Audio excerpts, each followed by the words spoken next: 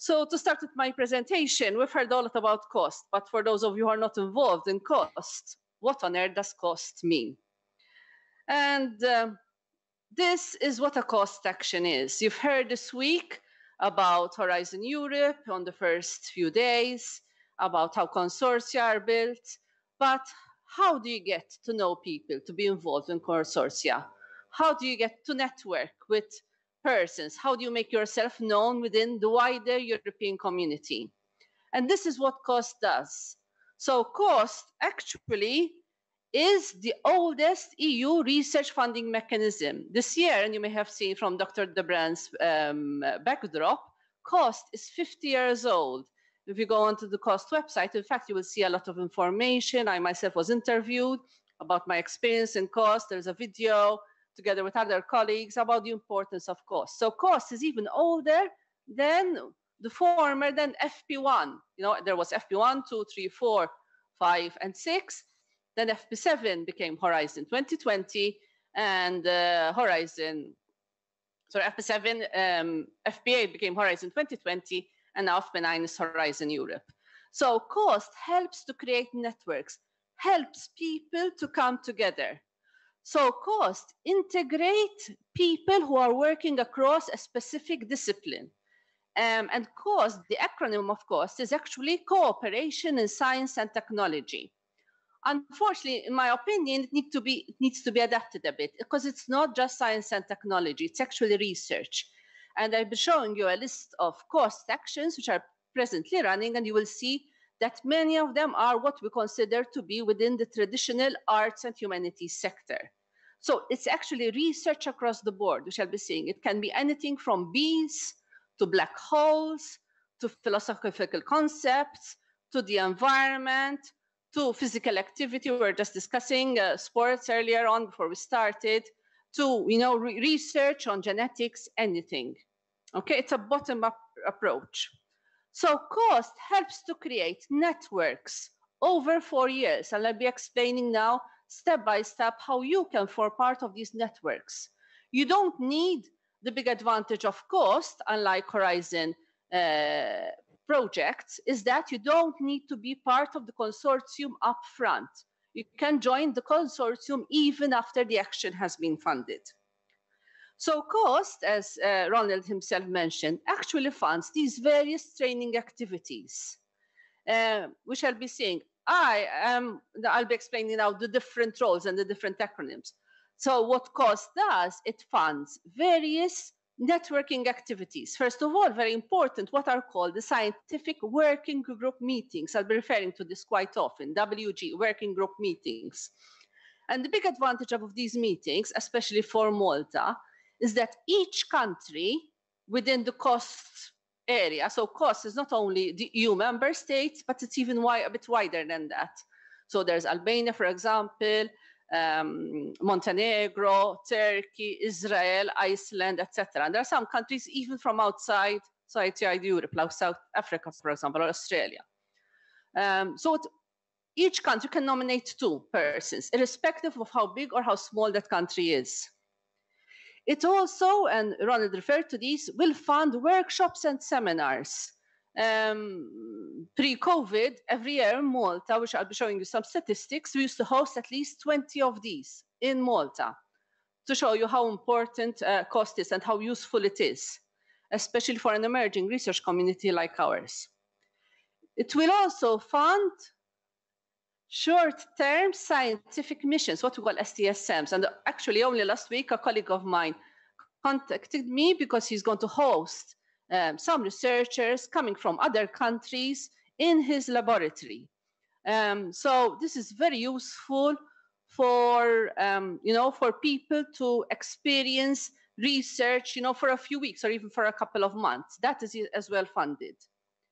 It also funds training schools as well. We've had quite a few of these. And then it will also fund dissemination activities. That is, it will fund publications, it will fund conferences, and it will fund many other things. And even nowadays, of course, we also have the virtual networking too. So it funds quite a few things. Now, how does COST work? First of all, cost, unlike what you've heard about Horizon Europe, is a bottom-up approach. What does that mean? That means there is no work program. A cost action can be literally about anything under the sun or above the sun, anything. If you want to examine enough bees in Malta, you can propose a cost action of bees. Well, it has to have a European dimension, of course. Bees across Europe. If you want to study a particular rare flower or whales in the Mediterranean, or a lot on COVID right now, some type of variant of COVID. It's really, literally can be about anything, okay? And the beauty of cost is that when it's being set up, so somebody comes up with an idea, this person can be from many different areas. So you can have a full professor, can have associate professor, you can have a senior researcher, an early stage researcher. You can also have an SME, you can also have NGOs involved, and even industry representatives. Cost is very much interdisciplinary. That's the beauty of cost. In fact, and I have to stay here, I have not mentioned it yet, the Malta Council of Science and Technology, which has the mandate, I do this work, it's true, my job is at the university, but I do this work on behalf of MCST,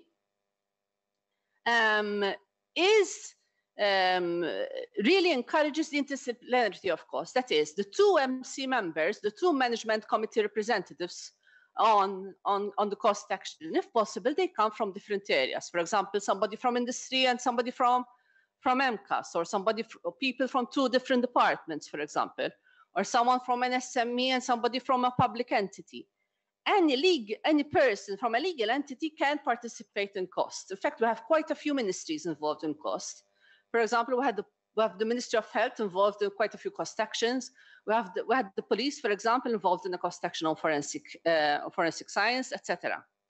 So it's really all over. So what happens is that the main proposer, okay, this person has come up with this idea, and we shall be hearing Lourdes with her experience of how she got this idea and how now she's chairing a cost action, contacts people from other countries, what we call secondary proposers, to join this cost proposal. And there's a big focus on what we call the ITC countries. ITC means Inclusiveness Target Countries. That is, those countries whose research potential still has not been reached. Basically, the newer member states. So Malta, Cyprus, Poland, Hungary, etc. Okay, so they will want, when the cost action is being, and the proposal is only 20 pages actually, when the cost action is being reviewed, and we shall be hearing from Professor Molestaños later on about the role of how these cost actions are chosen, okay, what the scientific committee does. You really want to see the percentage of ITC countries in the cost proposal. What happens is that these cost actions are then submitted. There's an open call 2 times per year, and they are evaluated. And as I've just mentioned, this evaluation is coordinated by the Cost Scientific Committee, which, very pleased to say, Luciana is now chairing. So that's a big plus for us. And this Cost Scientific Committee appoints actually experts and reviewers to review the cost actions. Now, cost is extremely competitive, just like Horizon. The success rate right now is around 15%. But don't give up. Why?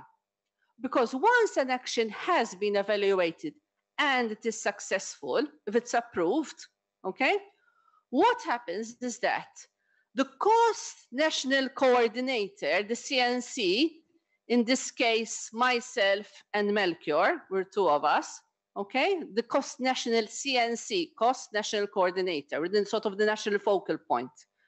We then can nominate people on this cost action, all right? So once it's approved, the secondary proposers, the people who are involved in writing up the proposal, have to contact, we will know who they are anyway, because as soon as the action is approved, as soon as we have the whole list, we're informed from the Cost Association.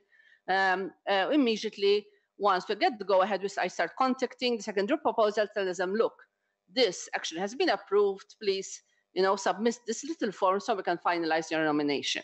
Okay, so this is where our job comes in, to help people be nominated and finalize their nomination. However, the big advantage is that even if you are not involved in the cost action in the beginning, from the proposal, in the first few months after the action has been approved, this is a slight change from what it was previously, before the first, what we call meeting, management committee meeting, which usually comes about 4 months later. So before the first kickoff meeting, us as national coordinators can nominate other researchers who are not involved in the action whatsoever. So for example, last month we had 40 new actions which are approved. I'll be showing you the list.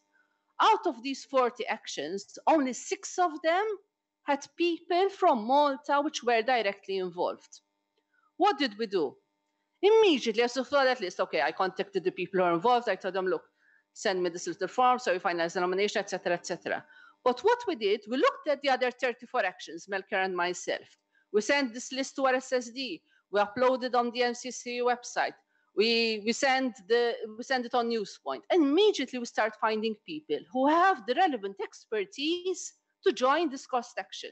So even though those people are not involved in the cost action immediately, yet they can be involved within the 6 months. They just contact me on Melchior, very easy, janet.mifsud@UM, or you can contact RSSD and they will forward the email to me or to Melchior. We have a general email address, cost.mcst@gov.mt, and immediately we'll tell you what the process is. And I'll tell you what we need from you as well. So it's a big advantage. So in fact, I think right now, out of the 40 actions, I think so far 20 already have been approved. So from 6, we're already up to 20. And I have another 6 pending this week. So in fact, because these nominations have to be approved by the MCST board. So I have an arrangement with the executive chairman to send him the nominations once a week. Otherwise, I will inundate him with nominations. So I try to collect them and send them once a week. And I have another 6 to send him this week, which I have to do this weekend probably. Okay, so this is a huge advantage of cost. So cost is a bottom-up and open networking. It networks researchers. You can have just an MSc. You can still be doing your PhD. You can work with an NGO. We have a new cost action representative from an NGO. It's all fields of science and technology, really transdisciplinary. It's really novel and original idea. All types of partners, all career stages, all countries. And again, I reiterate what Dr. De Bruyn said earlier. What happens after the 4 years is people who've worked on cost, and don't forget there are usually 2 people from each country, usually about 50, 60 people in each cost action, they become very good friends. They want to continue the research. They want to continue the work. Okay, what do? Now they've got a good idea, they know how to work it, and they need more money. So they apply for Horizon funds. And the success rate of a cost action in Horizon goes up to about 35%, 3 times as much. Just to show you the huge advantage of cost. I would have liked, next time, if I may, in another grants week, we should start with cost and not Horizon Europe, because the start is always cost, and then Horizon, I think. In my opinion, my personal opinion, that is. And people will tell you, I have colleagues at university, and I tell them, look, I had a colleague in particular, he had, the proposer was the person he had done his PhD with. And was telling me, no, I don't have time to go to Brussels, it's a waste of time. Why should I do this? No, he's okay. I persuaded him, look, just sign the form. I gave it to him. I took his CV and he signed it for me. And now he's involving his PhD students, just to show you what a big ripple effect cost has. In fact, and Ronald mentioned this, I've been doing this for 10 years now. And when I started, there were 6 people involved in cost. Now I'm approaching my 800th nomination, 800. So we do have, right now, I think, as we've mentioned, 70% of all cost actions have somebody from Malta involved in them. And we are a very small research community, so this is a big plus. Okay, this is the data up to 2019. And we also have people from Malta involved in leadership positions, what we call working group leaders. Okay, there are many different types of positions. Don't worry about this. All right, they're the grant holders. That once you get involved in cost, you start understanding all this jargon. I would really encourage you to join a cost action before you actually come out with a proposal, because then you learn how it works. Lourdes, that's how she started. We're going to hear her experience. I think you were involved in about 2 cost actions to check before, and then finally took the plunge, and with the help even of our SSD, prepared the proposal and was successful. And now she's actually chairing a cost action. And I think she's an example as well of an early stage researcher who's doing this. So big plus to her. We've been involved. We also have, you could say, we're discussing as well the issue of gender equality, males, females, young researchers, and we've had several networking activities as well. We've had many workshops, we've had many training schools, we've had many short-term scientific missions. Hopefully, once things settle down and travel is a bit easier, these can be held as well. I remember the last meeting I attended in March 2020 was actually a cost management committee meeting here in this very same building. It was on childbirth, believe it or not, perinatal, childbirth, and the psychological aspects of childbirth. So, and everybody, we know, in fact, I think about 1/3 of the participants managed to come, and then within 3 days, everything was closed down. So it was actually the last meeting I attended here. So how can I participate in cost? I think I've alluded a bit to this as well, but let me take you now step by step. So the big advantage is that each country has its own procedures. Here in Malta, since I've taken over, we've worked very closely with MCST to make sure the procedures are as simple and as bureaucratic-free as possible. It's really very simple, okay? So we have procedures, and we try from the time that a person shows interest and submits this little form I'll be showing you, the whole process would take, if possible, around 2 weeks, not more than a few weeks, okay? And they're handled, why? Because the nominations are handled by us, by myself and Mercure. So what we need to do is basically check your CV. It's lucky we're a small research community. We tend to know most people, or can easily check. Nobody's going to come and say, look, I'm an expert in bioengineering, when you're not really an expert in bioengineering, because the research community is quite small. So, it's easy to check the background of each applicant. So how to start? First of all, go through the website. This is the website, cost.eu. Very, very simple, okay? And what you do when you go on the website is you have to click Browse Actions, okay? This presentation, I think, can be distributed later on. It can be made available later on to all the participants, all right? So it's very easy. You just browse actions. I think you go on the top right, browse actions, and you find the list of cost actions. There you can see the first few. Oops, sorry. Went too fast. Oops. There it is. So you browse actions here. You go to browse actions. You click search actions, and you come with the list of the actions here. Okay? Just try it out. And the list of actions is there. The most recent actions at the top. It lists all the actions, or thousands of actions there have been since cost started in 1971. Please try to find an action. What you can do is put in a search word, just one. For example, enough environment, or education, or technology, or genetics, whatever it is that you're interested in, okay? And see what comes up. If you're not sure, don't worry, just contact Mercure or myself, and we'll help you to search through the action, okay? So you go to www.cost.eu, click on the search facility all actions, put in a keyword you're interested in, okay? For example, my research autonomy is mostly in epilepsy. So I put epilepsy, for example, look for the actions that have just been approved. And then what you do is you can click on the Memorandum of Understanding, okay, to see the proposal. Yes, okay, I like the title, I like the abstract, but what is it really relevant to me or not?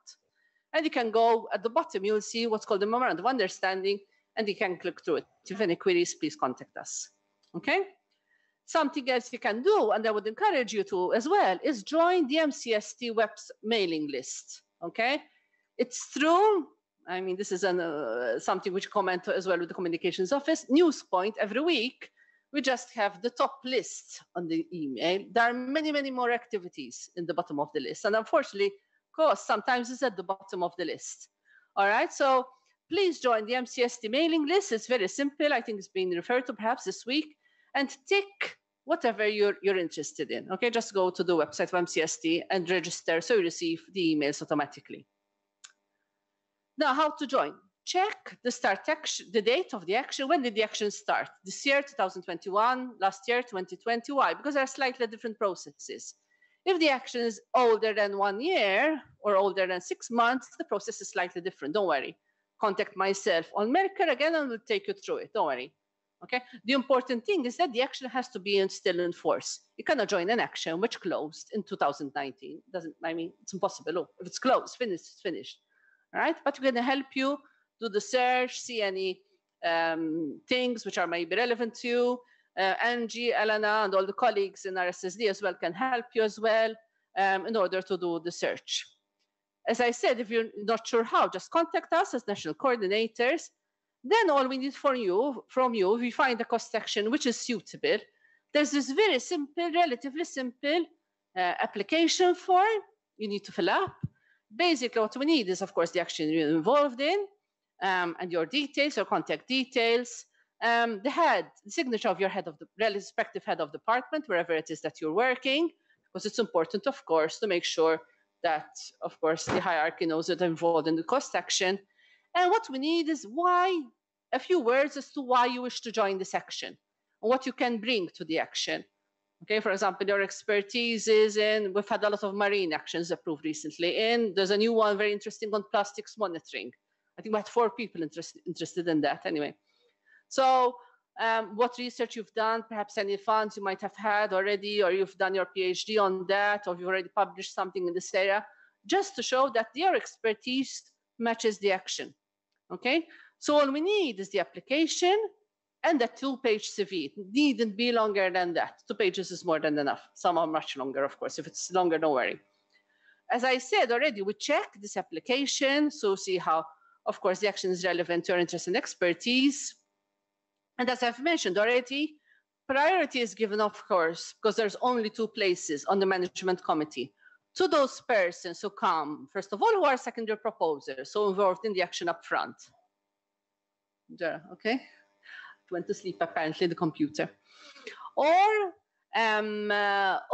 people from different departments. So, for example, once we had a cost action, everyone was, okay, thanks. Everyone was really interested in it, about wind energy. And there were, I think, 6 people who were interested, some from university and some from MCAST. And I told them, look, agree between you. The important thing is that the 2 MC members have to be one from university, one from MCAST. The others can be what we used to call before substitutes. Now that has been slightly changed.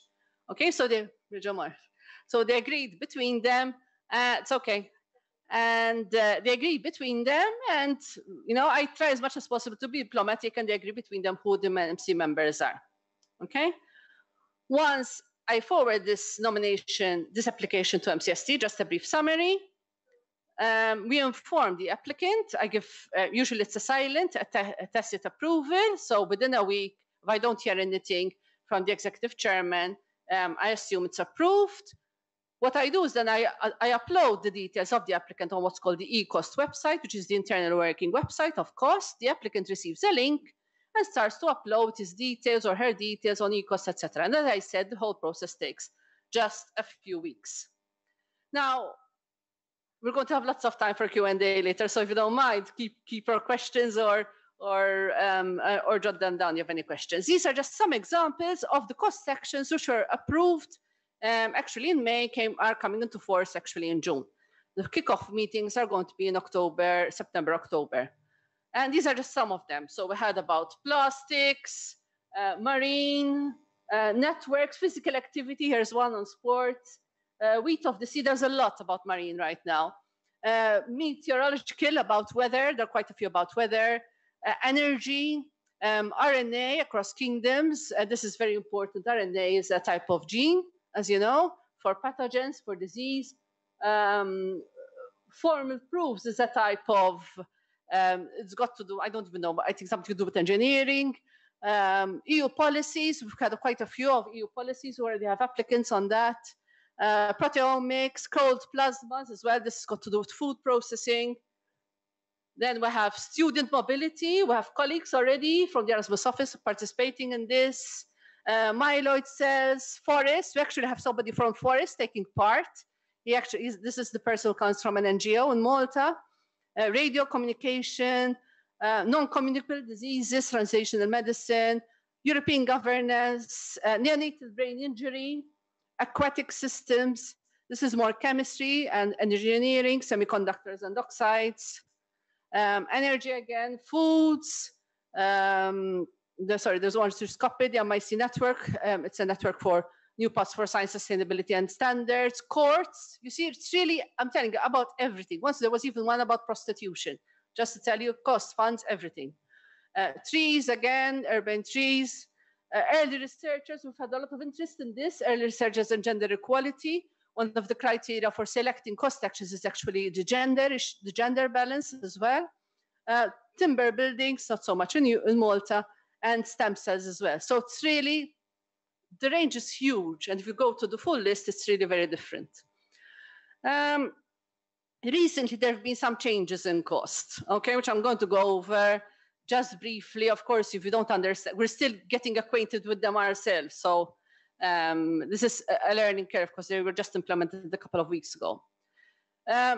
Before, the MC members, so the management committee representatives, these two persons could be nominated within the first year. However, now this has to be done before the first management committee meeting, so before the kickoff meeting. So that's why we're actually chasing applicants right now, because the nominations have to be in place by September.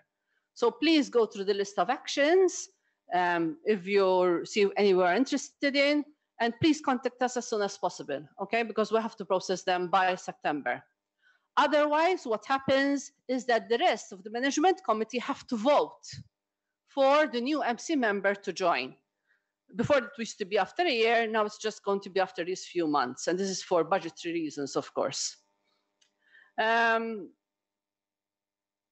So as I said, anyone who wants to join the action as from now should also register for the working groups. A cost action is organized in working groups, you know, usually 3 or 4. How is the work going to be organized?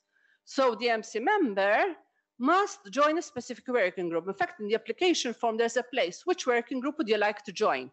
And then the memorandum of understanding in the proposal, there'll be the list of working groups. So you're asked to choose immediately, even on ECOS, which working group you'd like to join. The cost action itself, we shall be hearing about this, especially from Lourdes, is chaired by the MC chair, the management committee chair. Then there is a vice chair. And Jean-Paul, you can join us here too. And thanks. And the grant holder representative. Okay, those have to be MC members. Another changes there has been, before there used to be up to 3 substitutes. So if an MC member could not join, the substitute could join instead, could participate in a meeting instead. Now, that's going to be just for a limited time, okay? So it's not like for the duration of the action. This is another change. What's happening instead of having substitutes, if more than 2 persons are interested, what happens is that the other persons can apply to become what are called working group experts now. So no longer substitutes. It's sort of the same job as a substitute, but it's official now in the list as a working group expert, okay? This is done directly, the working group expert to the management committee. So they apply as experts. Please note that the working group expert is not reimbursed for meetings cost, funds networking, so for the travel and to meet up. It does not fund the research as such. Okay, it will fund travel up economy class and up to, it used to be 140 euros, 120 plus 20 euros per day. If you're a working group expert, you are not reimbursed. You can use, for example, a university or academic work resources, okay? But at least you're involved in the action. They get to know about you, about your expertise. You can participate in the meetings as well. And it will also highlight, of course, your contribution if they decide to then continue with a Horizon proposal, okay? And at least you know what's happening. You will be able to join publications, etc. Another change is that these working group experts apply directly to the management committee. So if you have any problems, just let us know. I know it's a bit complicated. You do your cost account and you apply directly to the management committee. Before, substitutes had to go through us as national coordinators. Now it's got to go directly to the management committee. Okay, so we don't have any say in that. Okay, and there's just a simple online application which they will need to fill. If you have any problems, please don't hesitate to contact us. Something else which is new is that they realized that the chair had a lot of work, too much work. So now they've agreed that you need what we call a grant awarding coordinator. So you know who's going to organize the short-term scientific missions, who's going to organize the training schools, who's going to organize, for example, conferences, who's going to manage all this. So this is a new role within the cost management committee. So you have the cost chair, the cost vice chair, the working group leaders, and now this is a new role as well, the grant awarding coordinator. All right. This is briefly who gets paid, who doesn't get paid, who can attend what, etc. As I said, don't worry about this jargon. It's there. We're still getting used to it ourselves because we only got this, as I told you, just a few weeks ago. In fact, when to prepare this presentation, I had to send a few emails to Krister, who explains certain things to us, and it's still, a work in progress as well. Cost can also invite speakers, for example. These can be reimbursed as well. It's more to streamline the budget, all this, to make sure that the budget there is shared well throughout the 4 years and among all the countries. Okay, who can host meetings, who cannot host, etc.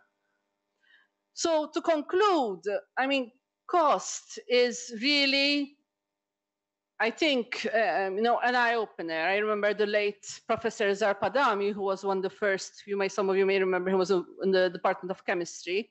He passed away now over 10 years ago. He had told me all his research started from participating in one cost action.